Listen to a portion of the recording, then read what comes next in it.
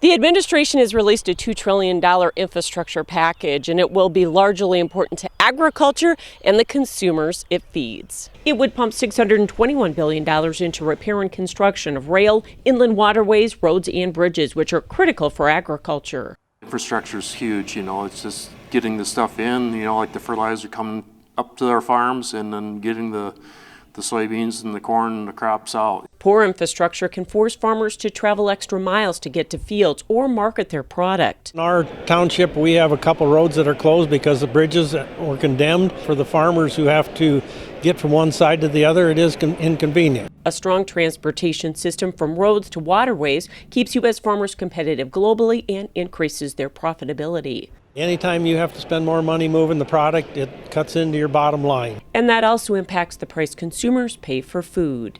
This Heartland Consumer Report is sponsored by South Dakota soybean farmers and their soybean checkoff.